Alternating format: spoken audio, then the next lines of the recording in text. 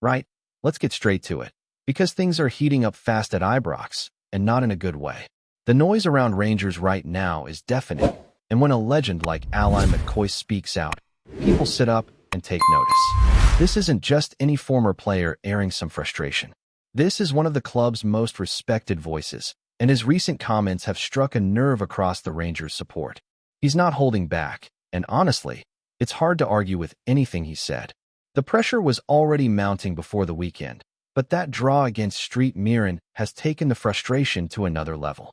3 games into the Scottish Premiership and 3 draws. No wins, no momentum, and certainly no confidence being built. And the problem isn't just the results. It's the performances. Flat, toothless, confused. For a club of Rangers' stature, that's simply not acceptable.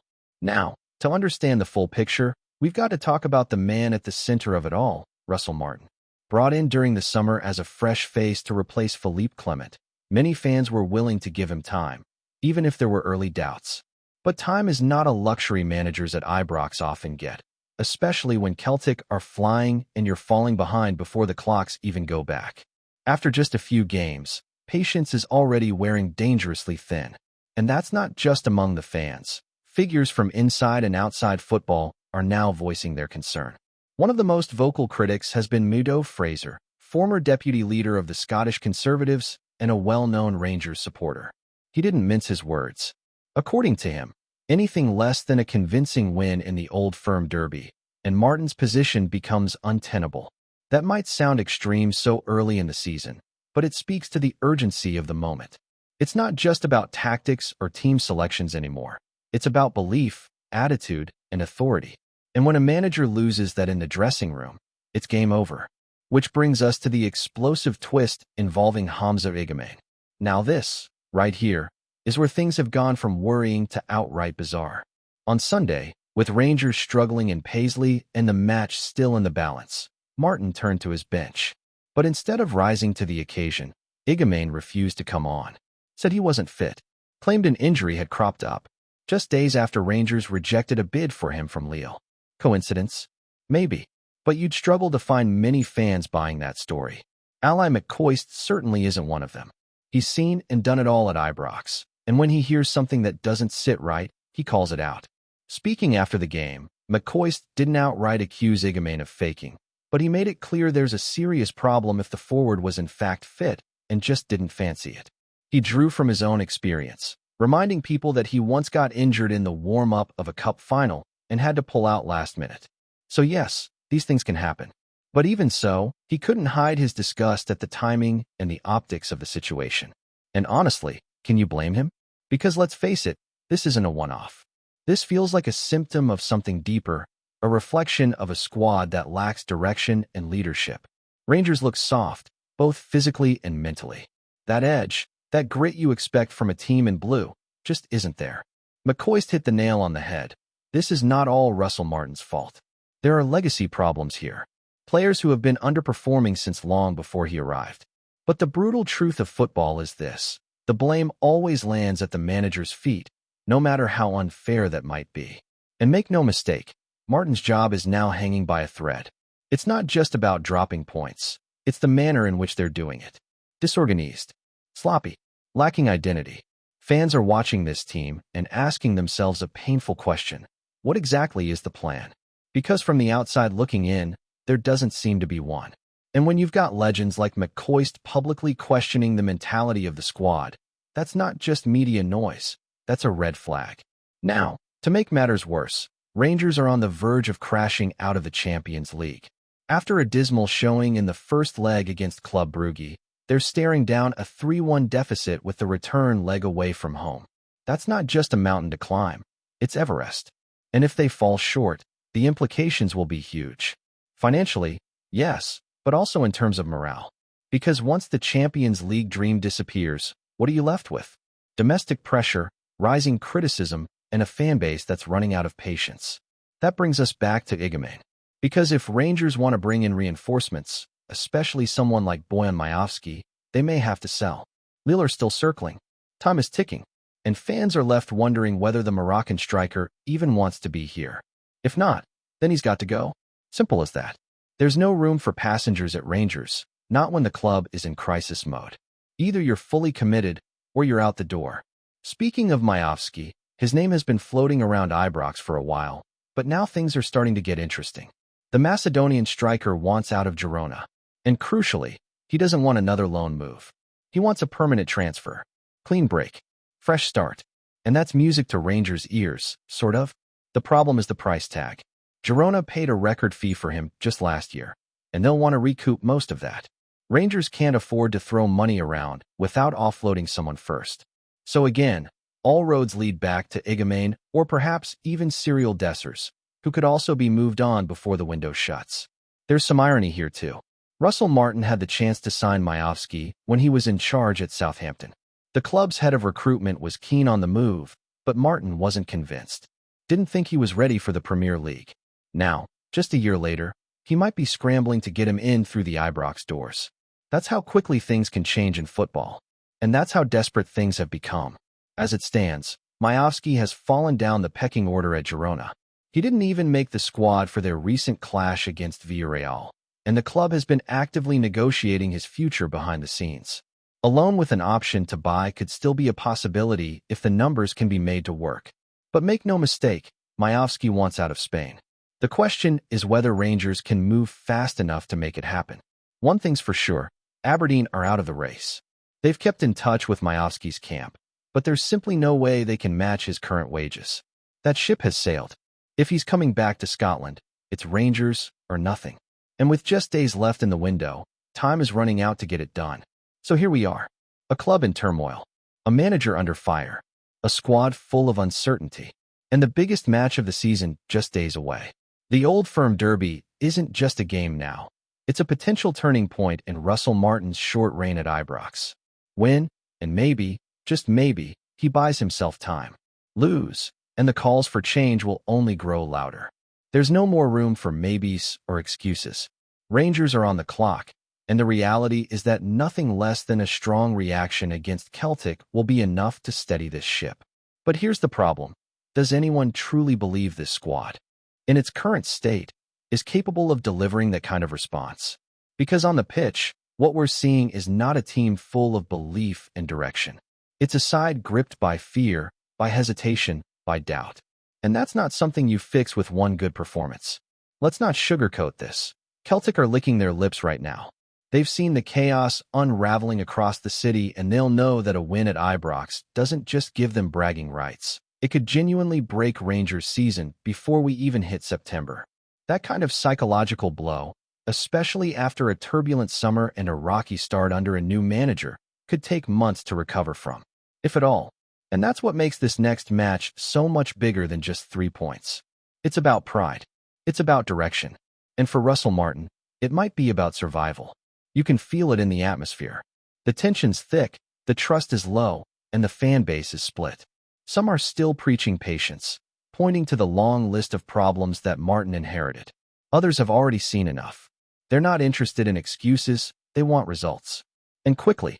The kind of cold, ruthless demand that comes with managing a club of Rangers' size and history. And that's where things get so tricky. Because while Martin may not be the cause of every issue at Ibrox, he's the one who'll be judged on whether they get fixed. Let's not forget the scale of the rebuild that was needed. The end of last season made it painfully clear that too many players simply weren't up to standard. Too many performances were flat, uninspired, and void of the fight you expect from anyone wearing that badge. So the club backed a new project. Martin was brought in with new ideas, new energy, and a promise of change. But as it stands, the only thing that's changed is the name on the touchline. The same problems are surfacing: slow starts, missed chances, sloppy defending, and a lack of leadership when things go wrong. It's not just one area either, it's across the board. Defensively, Rangers have looked fragile. There's no sense of cohesion or authority at the back. Balls into the box aren't being dealt with, second balls are being lost, and opposition teams are finding joy far too easily. Midfield? It's not controlling games. Possession is meaningless if you're not hurting teams with it. And up front, the bluntness is startling. There's no killer instinct, no sharpness, no chemistry. The forward line looks like strangers meeting for the first time. That's a big issue. And it all feeds into the larger concern: identity. What are Rangers trying to be under Russell Martin? High pressing? Possession-based? Counter-attacking? Right now, it feels like a bit of everything and a lot of nothing. There's no clear structure, no obvious style that's been drilled into the squad. And when the going gets tough, that's when you see the real cracks. You can almost see players second-guessing themselves on the ball, unsure of whether to stick to the manager's plan or go with instinct. That kind of confusion is fatal in high-pressure environments, and it's one of the reasons why performances have been so disjointed. Now add to that the off-field noise, the transfer sagas, the contract situations, and the visible unrest, and it's easy to see why things feel unstable. The Igamane situation is just one example, but it's symbolic of something bigger. When a player refuses to come on, whether he's injured or not, it sends a signal that something isn't right behind the scenes. That sort of drama doesn't happen in a healthy squad, and the timing couldn't be worse. Because just when Rangers need unity and clarity, they're getting confusion and chaos. And if the Champions League exit becomes a reality, the financial picture takes a hit too. That's not just a blow in terms of prestige. It impacts the kind of business the club can do in the transfer market. A club like Rangers budgets with Europe in mind. The money from reaching the group stages helps fund new signings, wage increases, and long-term planning. Lose that, and suddenly things tighten. That could mean missing out on key targets like Majowski. It could mean having to sell rather than strengthen. And once that cycle starts, it's hard to break. The Majowski situation, in itself, is complicated. Here's a player who has proven himself in Scotland, wants a fresh start, and is being courted by a number of clubs. But he doesn't want another loan. He wants commitment. Girona want their money back. And Rangers are stuck in the middle, needing to make a move, but unable to fully commit without shifting bodies first. That kind of limbo is damaging, because while they wait, someone else might swoop in. And once again, a potential solution to the goal-scoring problem slips away. There's also a very real question about leadership within the dressing room. Who's stepping up when things go wrong? Who's rallying the team? Who's reminding everyone what it means to wear the badge? Right now, those voices feel absent. Too many heads drop when things go wrong. Too many players disappear into the background. That lack of accountability is what allows results like Street Mirren to happen. And unless it's addressed quickly, it's only going to get worse. Russell Martin has spoken about culture, about changing mindsets, about bringing in players with the right attitude and hunger. But talk only goes so far. At some point, you need results. Wins, clean sheets, performances that inspire belief. And right now, those things feel miles away. What's more worrying is that, despite all the early warning signs, there doesn't seem to be a sense of urgency from the players. They're not playing like men under pressure. They're playing like they're waiting for something to click on its own. That's not how you fix a broken team. And it doesn't help that Celtic are building momentum. That's the brutal part of Scottish football. When you slip, your rivals are never far away. And with the league already looking like it could open up to a dangerous gap, this weekend's derby could end up being one of the most decisive in years. Rangers can't afford to lose. Not emotionally, not strategically, not for the sake of their manager's job. Because a defeat would not only hurt, it could spiral. Imagine this. Another weak showing. Another game where the midfield is overrun, the defense is exposed, and the attack looks lost. Celtic walk away with the win. The boos ring out at Ibrox. The calls for Martin's head reach a crescendo.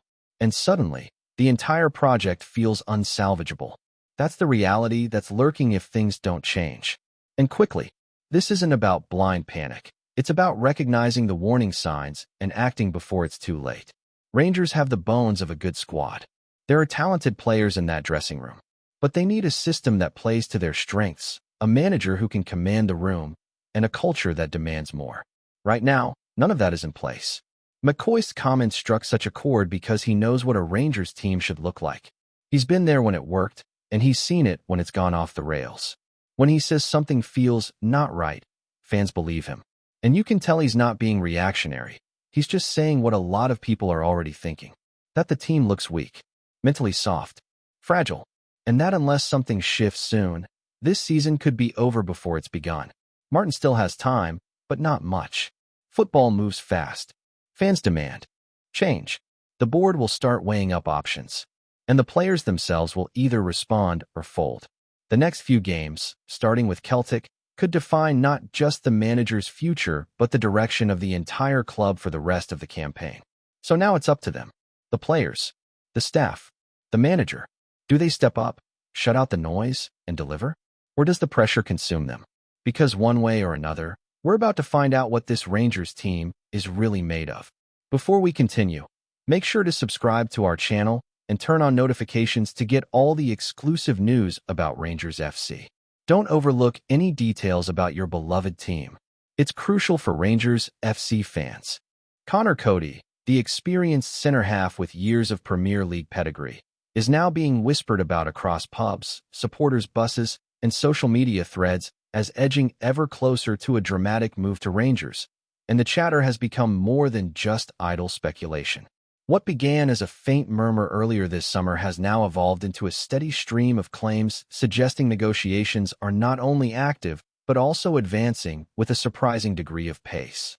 The story, though unconfirmed officially by either club, has taken on a life of its own as fans across Scotland begin to imagine the Wolves stalwart, who also had spells at Everton, donning the famous royal blue shirt at Ibrox. Those who follow the gossip circuits insist talks have reached the point where personal terms are being seriously discussed, while others suggest the player himself is keen on the move, drawn by the prospect of competing for trophies in Glasgow and reviving his reputation as a defensive leader. In the midst of this growing swirl, questions remain about transfer fees, wage structures, and the role Coady would immediately assume within a squad already brimming with expectation. But the feeling among the faithful is that something significant may soon break.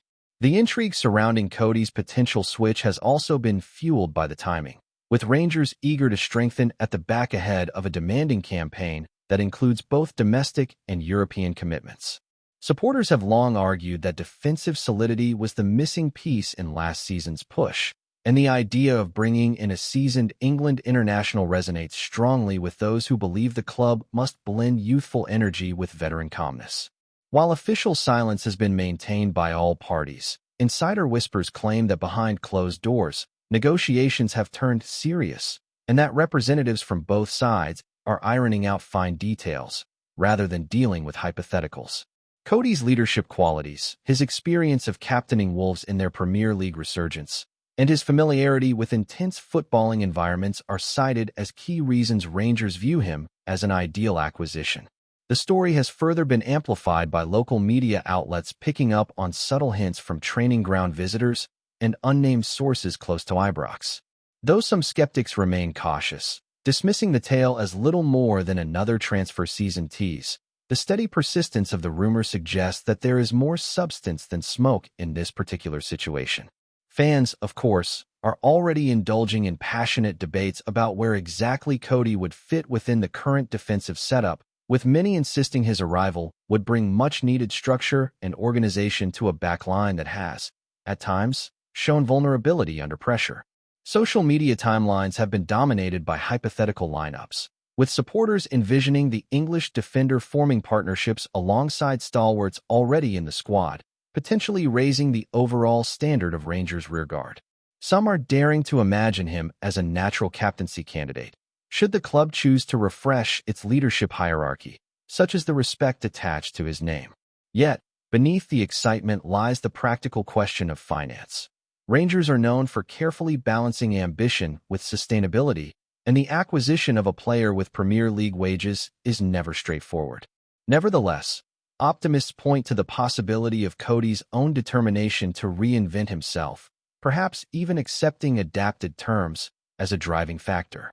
The swirling rumor mill portrays him as eager for a new challenge, craving the passion of Glasgow's footballing cauldron, and prepared to take on the responsibility that comes with it. If this interpretation holds true, the transfer may prove more realistic than first thought. The psychological impact of such a signing cannot be underestimated, particularly for a Rangers squad eager to reassert dominance in the domestic title race. Bringing in a defender of Coady's stature would signal intent not only to rivals, but also to the dressing room itself, reminding all involved that the club remains willing to act decisively in pursuit of glory. Supporters, notoriously hungry for success, have been quick to highlight how Coady's arrival could instill belief and foster resilience in high-pressure moments, something often required in tight league encounters or European knockout ties. The narrative also feeds into the broader rivalry with Celtic, where every signing is scrutinized as part of the eternal tug-of-war between Glasgow's giants. For many, Coady's potential recruitment is viewed as a strategic coup, a chess move designed to tilt momentum back towards the blue half of the city. Of course, the same speculation has bred anxiety among opposition supporters, some of whom have dismissed the talk as unfounded exaggeration, yet the persistence of the rumor has kept them watching warily. In an environment where football gossip often becomes reality, the possibility of Coady stepping into Ibrox carries weight. As the days pass and the story continues to gather momentum, anticipation only grows, with the footballing public eagerly awaiting confirmation, denial, or at the very least a statement from either Rangers or the players' camp. Until then, the narrative thrives in the absence of clarity, filling newspapers, radio programs, and online forums with a heady mix of excitement and skepticism. Should the deal materialize, it could represent one of the more astute acquisitions of the summer, offering Rangers both quality and leadership at a pivotal time. If it falls through, the episode will still stand as another example of the intensity with which transfer rumors capture the imagination in Scottish football. Either way, Conor Coady's name has become a fixture of conversation north of the border, a topic capable of sparking arguments and stirring dreams in equal measure. In football-mad Glasgow, such stories rarely fade quietly, and until the curtain is finally drawn on this speculation, the burble of expectation will continue to echo through Ibrox's corridors and beyond, fueling a narrative that feels increasingly difficult to dismiss as mere hearsay. Greetings, fans. Make sure to hit that like button and subscribe to the channel, as it's greatly appreciated by Rangers FC. And don't forget to share your thoughts on the news in the comments section below. Until the next video, stay tuned.